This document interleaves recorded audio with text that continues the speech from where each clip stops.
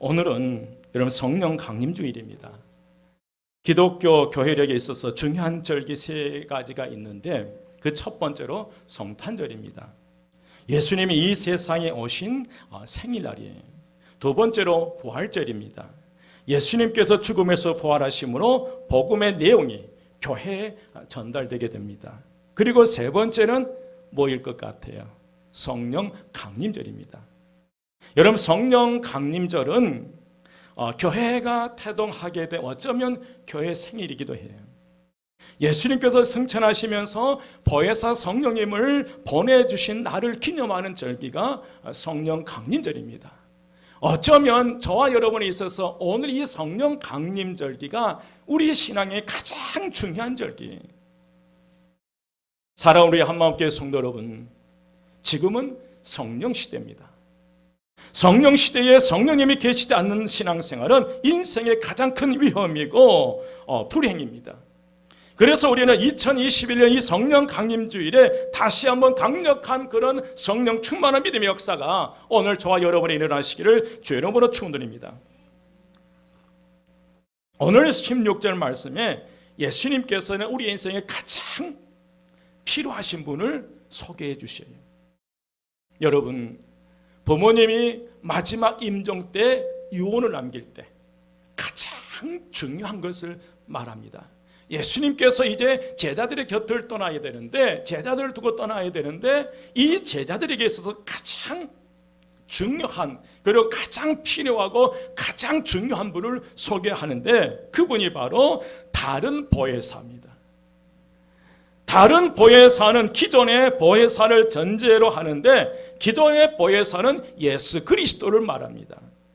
여기서 다른 보혜사는 성령님을 지칭하고 말씀하시는데 본래 이 보혜사로 번역된 헬라어 바라클레토스입니다.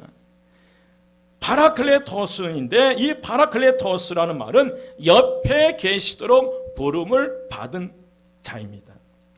여러분, 바라클레토스는 중보자, 위로자, 변호자라는 그런 다양한 뜻도 포함되어 있어요. 그래서 이 보혜사라는 성령님의 그 뜻을 정리하면 세 가지로 우리가 생각해 볼 수 있는데 그 첫 번째로 성령님은 항상 우리 옆에 계시는 분. 한번 따라서 합니다. 성령님은 항상 우리 옆에 계신 분. 옆에 계신다는 표현은 공간적으로 꼭 옆에 계신다는 그런 뜻이 아니라 우리와 관계를 맺고 계신다라는 그런 의미예요. 때로는 우리 안에 계신다는 표현을 쓰기도 하고 때로는 우리와 함께 계신다는 표현을 쓰기도 해요. 이것은 성령님께서 우리를 떠나지 아니하시며 우리의 삶을 인도하고 계신다는 것과 동일한 표현이에요. 저는 그렇게 생각해요. 우리가 가나 집사님이 하루에 4번씩 투석을 하지만 그 시간 성령님이 그 가운데 함께 하시리라 믿습니다. 여러분, 둘째로 보혜사 성령님은 영원히 떠나지 않는 분이에요. 한번 따라서 합니다. 보혜사 성령님은 우리의 곁을 영원히 떠나지 않으신 분. 오늘 요한복음 14장 16절 말씀에 보면 내가 아버지께 구하겠으니 그가 또 다른 보혜사를 너희에게 주사 영원토록 너희와 함께 하시리니. 여러분, 보혜사 성령님은 영원토록 저와 여러분과 함께 하신 분이신 줄 믿습니다. 세상 사람은 알지도 못하고 받지도 못하고 그러나 예수를 믿고 구원받는 사람에겐 성령께서 함께 하시고 우리는 그 성령님을 알게 될 터인데 그분은 절대로 우리의 곁을 떠나지 않아요. 오늘 말씀에 여러분 19절 말씀에 보면 조금 있으면 세상은 다시 나를 보지 못할 것이로되 너희는 나를 뭐 하리니? 보리니 이는 내가 살아있고 너희도 살아있겠음이나 말씀하신. 보혜사 성령님은 영원토록 우리와 함께 계시는데 여러분이 영원토록이라는 이 말의 의미는 어떤 경우에도 어느 때이든지 너희의 형편과 관계없이 언제나 너희와 영원히 함께 하신다는 그런 의미예요. 우리의 형편과 처지에 상관없이요, 우리의 가정의 형편과 처지에 상관없이 바로 그 보혜사 성령님께서는 영원히 우리와 함께 계실 줄 믿습니다. 이것은 예수님께서 오늘 저와 여러분에게 주신 분명한 약속의 말씀이, 예수님은 반드시 그 약속을 지키십니다. 그러므로 우리가 그렇게 인정하든 안 하든 함께 하시며 그분은 절대로 저와 여러분을 떠나지 않으신 분입니다. 세 번째로, 여러분, 보혜사 성령님은 우리를 고아처럼 버려두지 아니하세요. 보혜사 성령, 우리를 고아처럼 절대로 버려두지 않으신 분이 성령님이시에요. 오늘 18절 말씀에 보면 내가 너희를 고아와 같이 버려두지 아니하고 너희에게로 오리라. 여러분, 이 고아라는 이 단어는 헬라어로 오르파누스입니다. 오르파누스.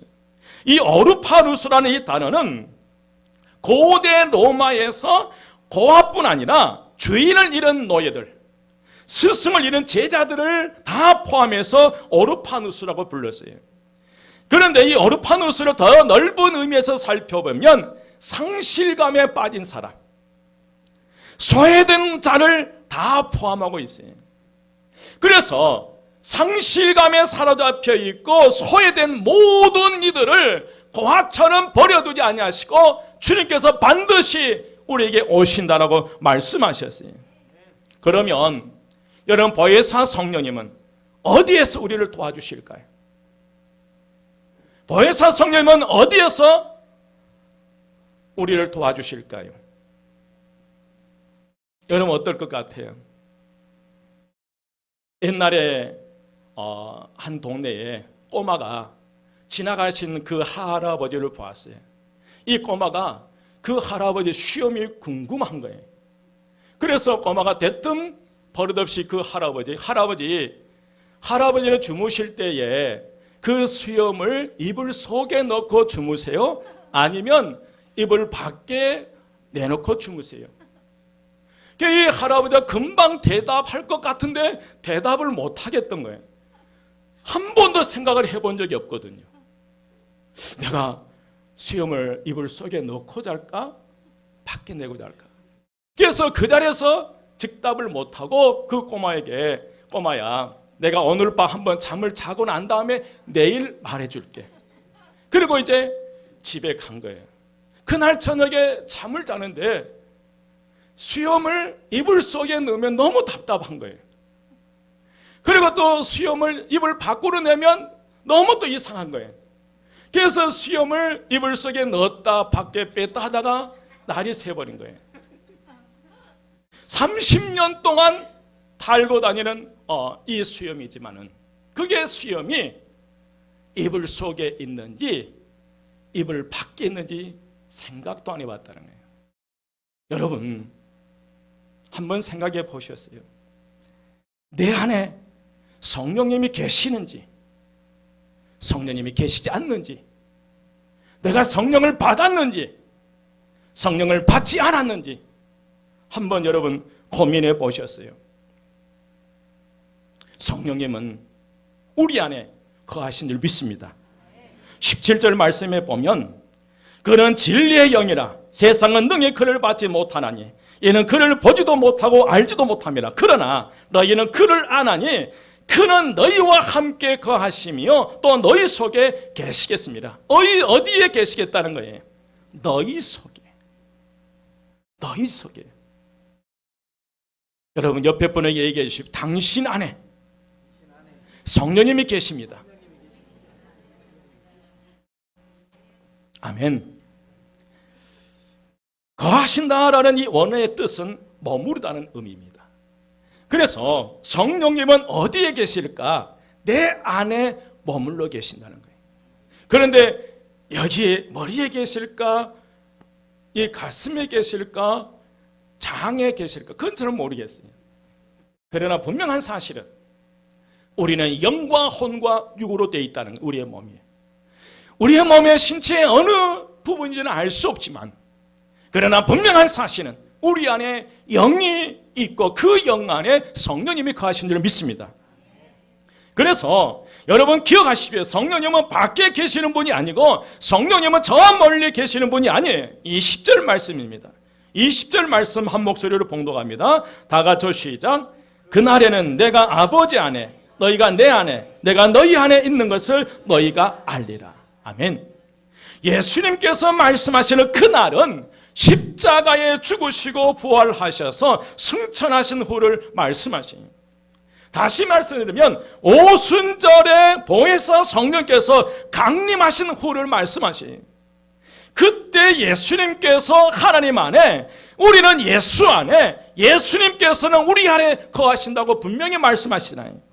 여러분, 성령님은 예배당 안에 계시는 분만이 아니라 성령님은 예수 믿는 모든 사람들의 마음에 계신 줄 믿습니다. 믿으시면 아멘. 그래서 잠언 4장 23절 말씀에 모든 지킬 만한 것 중에 더욱 내 마음을 지키라. 생명의 근원이 이에서 남이니라. 여러분, 성령님은 그 마음에 오시는 겁니다. 고린도전서 3장 16절 말씀에 보면 너희가 하나님의 성전인 것과 성령의 하나님 너희 안에 계신 것을 알지 못하느냐. 바울이 고린도 교회 성도들에게 말씀하는 내용이, 너희는 너희가 하나님의 성전인 것과 성령의 하나님이 너희 안에 계신 것을 알지 못하느냐. 여러분, 성령님은 내 안에 거하시면서 나를 도와주실 줄 믿습니다. 낙심할 때에 위로하시면서 도와주시고요, 쓰러졌을 때에 이렇게 세워주시면서 도와주시고, 용기를 잃었을 때에 격려해 주시면서 도와주신 거예요. 우리가 기도할 때에 능력을 얻도록 도와주시고, 예배 드릴 때에 은혜 받도록 도와주신 줄 믿습니다. 질병에 걸렸을 때에도 치료되도록 도와주시고요, 마귀를 물리치도록 성령께서 도와주시는 줄 믿습니다. 여러분, 성령님은 내 안에 거하시면서는 영원토록 우리를 도와주시는 분이에요. 한 사람이 삶의 문제로 굉장히 괴로워하고 있었어요. 그는 결손가정에 살아나 불우한 삶을 살았던 그런 사람이고, 어린 시절 아버지로부터 받은 학대는 가슴 깊이 상처로 남아 있었어요. 그래서 세상에 가장 싫어한 분이 아버지예요. 그런데 이상하게 세월이 지나 결혼한 그는 자신이 그토록 싫어하는 누구를 닮아가고 있다는 거예요. 아버지를 닮아가고 있다는 거예요. 그가 이제 그리스도인이 되었고, 어느 날 그는 자신의 현실을 답답해하며 교회에 가서 기도를 하기 시작했어요. 그러나 오랜 시간 기도를 해도 마음의 평안을 찾지 못한 그는 실망한 채 집으로 돌아오게 됩니다. 집에 돌아오 보니 집에는 태어난 지 2달 된 아기가 잠들어 있었어요. 그 사람은 그 아기를 가슴에 꼭 안았습니다. 아기를 안을 때에 그의 가슴에서 설명할 수 없는 사랑이 충만하게 느껴지고, 자신도 모르게 그 눈에서 눈물이 흐르기 시작합니다. 그리고 아기를 바라보면서 이 아빠는 아기를 향해서 외쳤습니다. 얘야, 아빠는 너를 사랑한단다. 마음을 다해 사랑한단다. 어떤 어려움에도 너를 안전하게 지키고 보호해 줄게. 나는 언제나 내 아버지가 되어주고 내 친구가 되어서 세상 어떤 환경 조건 속에서도 내가 너를 지켜줄게라고 그 아이에게 얘기를 해요. 그런데 여러분, 갑자기 그 사람의 내면에서 한 음성이 들리는 거예요. 얘야, 너는 내 아들이며 나는 너를 사랑한다. 나는 너를 위해 내 목숨을 주었다. 내가 무슨 일을 하더라도, 내가 어디를 가더라도 항상 너를 사랑하고 필요를 채워주고 앞길을 인도하겠다. 라는 그 음성이 내면에서 들리는 거예요. 여러분, 그것은 내면에서 들려오는 성령 하나님의 음성이었습니다. 하늘의 아버지는 어린 시절 그를 아프게 했던 아버지가 아니었어요. 하늘 아버지는 자녀를 사랑하시기에 목숨까지 내어주시는 사랑의 아버지셨고, 악한 길에서도 건져내시는 구원의 아버지셨어요. 인생의 고통으로 눈물을 흘리고 있을 때에 아버지 하나님은 그를 돌보시고 보호하였어요. 여러분, 인생의 고통으로 눈물을 흘리고 있을 때 아버지 하나님 오늘 저와 여러분을 돌보고 계신 줄 믿습니다. 여러분, 하나님의 음성은 육신의 귀로 듣는 것이 아니고 마음으로 듣는 거예요.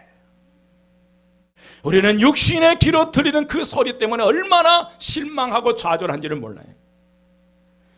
여러분, 오늘도 성령님은 우리의 마음에 오셔서 우리에게 말씀하고 계세요. 이렇게 신앙생활을 하면 좋지 않겠니? 내가 당하는 고난은 이런 방법으로 해결하면 되지 않겠니? 내가 가는 방향보다는 이런 방향으로 가면 더 좋지 않겠니? 저도 참 힘겹고 어려운 시간들이 있었지만은 그때마다 엎드려 기도할 때 내면에서 음성이 들려와요. 그 주신 말씀대로 버티고 인내하고 갈 때에 하나님께서 이끌어 주시고요. 제 지연이를 통해서 상상을 초월할 그 환상들을 보여줬어요. 제가 이렇게 설교하고 있는데 아빠가 설교하고 있는데 아빠 뒤에 천사의 날개가 확 펴져 있었어요. 여러분, 그 한마디 한마디가 얼마나 힘이 나게 솟게 하는지요. 여러분, 성령님은 내 안에서 때로는 근심으로, 때로는 책망으로, 때로는 중보 기도로 우리를 돕고 계세요. 성령님께서 인격적으로 우리의 마음에 말씀하시고 도와주신 줄 믿습니다. 우리가 이 성령님의 음성을 받아들이고 순종해서 나간다면 성령님께서 매 시간마다 역사해 주시리라 믿습니다. 최상으로 도와주실 것이고, 하지만 내면에서 들려오는 소리는, 여러분, 그 소리 중에 사탄의 소리도 있다는 사실을 기억하십시오. 내 내면에서 들려오는 소리가 내 영혼을 파괴시키고 나를 멸망의 길로 인도하는 사탄의 소리가 교묘하게 섞여 있다는 사실을 기억하셔야 돼요. 그래서 여러분, 내 내면에서 들려오는 소리를 잘 분별하세요. 이게 분별 안 되면 환청과 환시를 통해서 잘못된 길로 가게 되잖아요. 여러분, 내면에서 들려오는 소리를 잘 분별해야 성령님의 도우심을 마음껏 누리며 살아갈 수 있습니다. 하지만 내가 거절하면 역사하지 않으시더라고요. 왜냐하면 여러분, 성령님은 인격이세요. 한번 따라서 하면 성령님은 인격이십니다. 성령님은 부드럽고 온유한 분이시에요.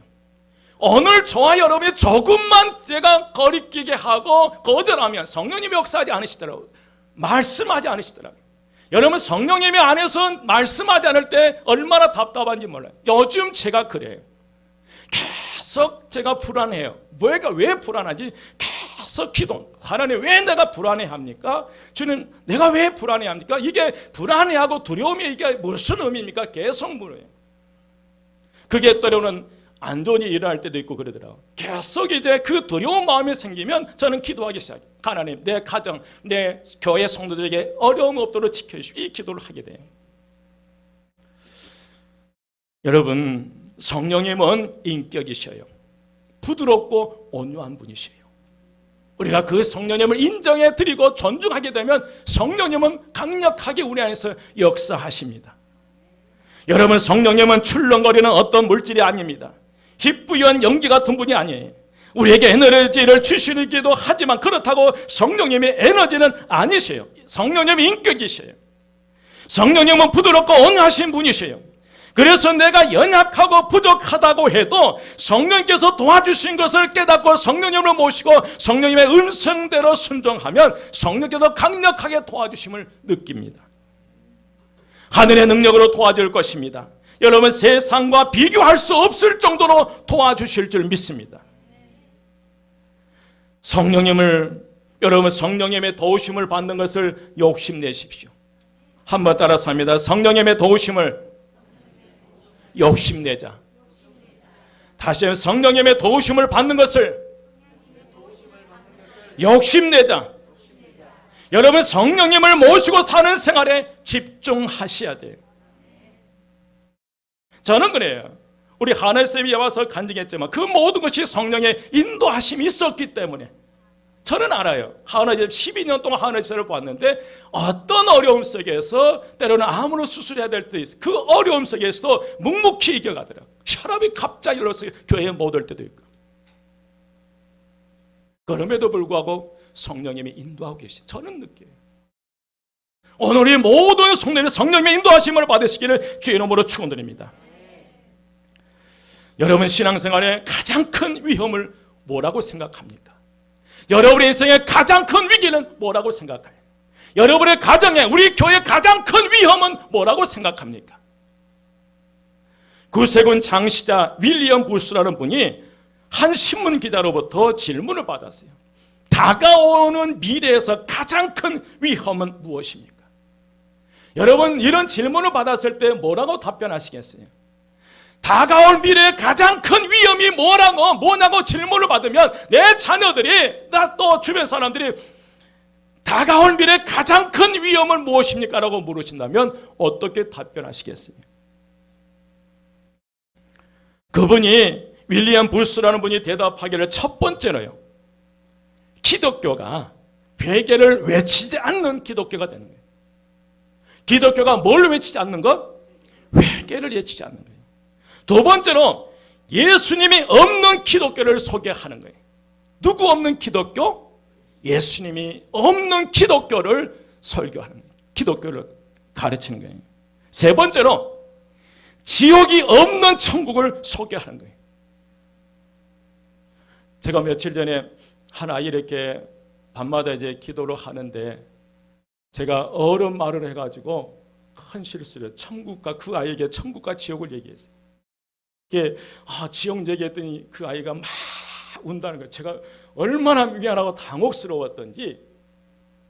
그러나 여러분, 세 번째는 지옥이 없는 천국을 소개하는 것이고, 마지막으로 우리가 미래에 가장 두려워해야 되고 가장 큰 위험은 성령님이 없는 교회라는 거예요. 성령님이 없는 인생, 성령님이 없는 가정, 성령님이 없는 교회가 가장 큰 위험이라는 거예요. 여러분 한 번이라도 우리가 그런 두려움을 느껴보셨습니까? 내 인생에, 내 삶에, 우리 교회에 성령님이 계시지 않는다면 어떨까? 어쩌면 우리는 전혀 느끼지 못할 때가 있어요. 성령님이 계시지 않아도 홀로 나 혼자 내 마음대로 살아왔기 때문에 느끼지도 못할 때가 있어요. 사랑하는 마음께 성도 여러분, 지금은 성령 시대입니다.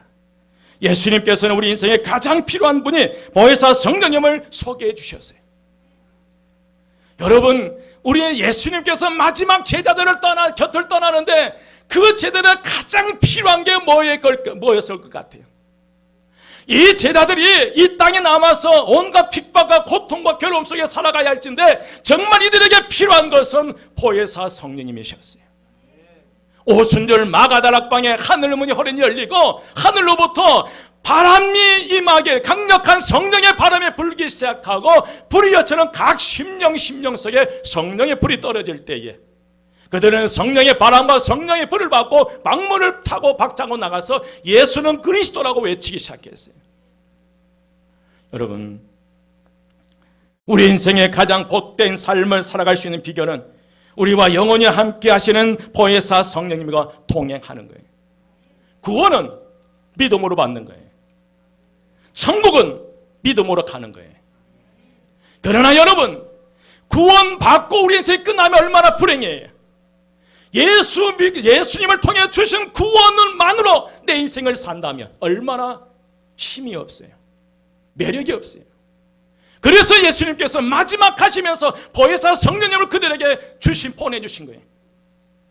구원으로 끝나지 말고 주님 부르시는 그날까지 성령님과 보다 풍요로운 믿음의 삶을 살아는 성령님과 동행하십시오. 2021년 성령 강림절에 다시 한번 예배의 자리, 기도의 자리를 회복하셔서 성령님과 동행하심으로 성령 충만을 받아 능력 있는 그리스도의 삶을 살아가시기를 주의 이름으로 축원드립니다. 여러분, 천국 가는 것으로 만족하지 마십시오. 구원받는 것으로 만족하지 마십시오. 보혜사 성령님, 그 성령, 구원 다음에 또 다른 하나님의 축복을 주셨는데 그 성령님, 보혜사 성령님, 그 성령과 동행하시면서 보다 상상을 초월한 은혜와 축복 가운데 승리의 삶을 살아가시기를 주의 이름으로 축원드립니다. 기도드리겠습니다. 길이요 진리요 생명이 되신 우리 주 예수 그리스도의 은혜와 하나님의 크신 사랑하심과 성령님의 감화 감동 충만 역사하심, 2021년 다시 한번 강력한 성령의 기름 부으심과 성령 충만을 받아 보다 능력 있는 그리스도인의 삶을 살아가기로 다짐하고 결단하는 저희 성도들 머리위와 우리 교회와 이 지역사회와 이 나라의 민족이 지금부터 영원까지 함께 하시기를 간절히 축원드리옵나이다. 아멘.